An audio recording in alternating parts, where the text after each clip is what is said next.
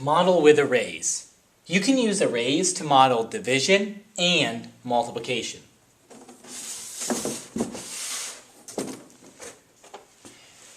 Let's go over an example.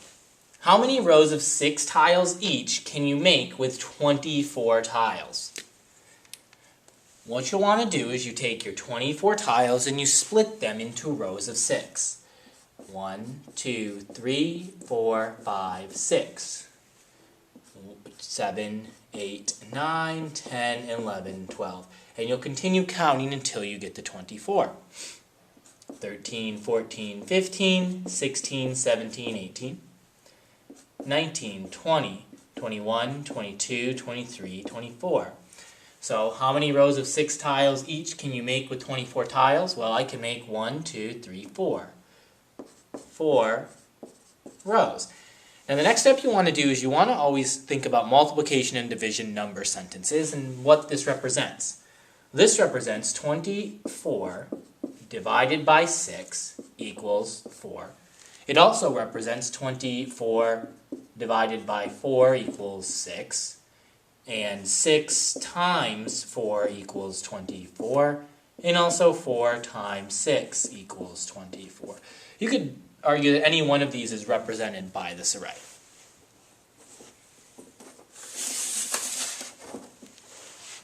Which division and multiplication sentence fit this array? So now we have the array.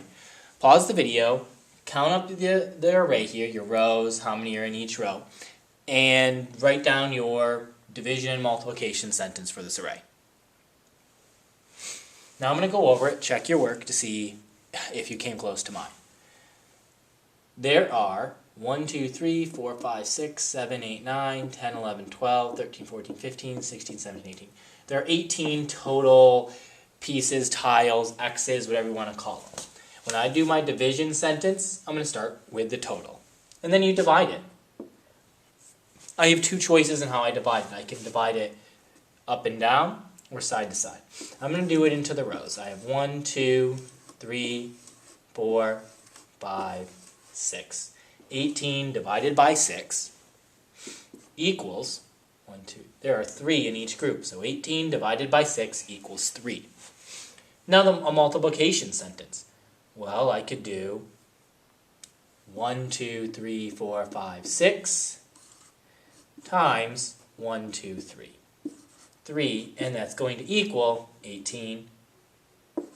The other possible choices, you could have done 18 divided by 3 equals 6, and 3 times 6 equals 18. Ultimately, you notice we have the whole fact family with 18, 6, and 3 in terms of multiplication and division.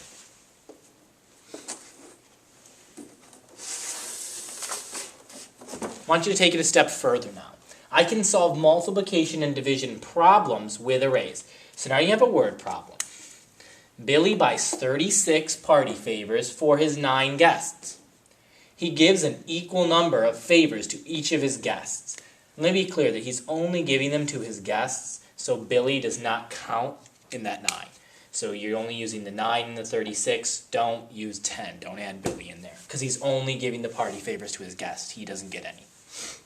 So he gives an equal number of favors to each guest.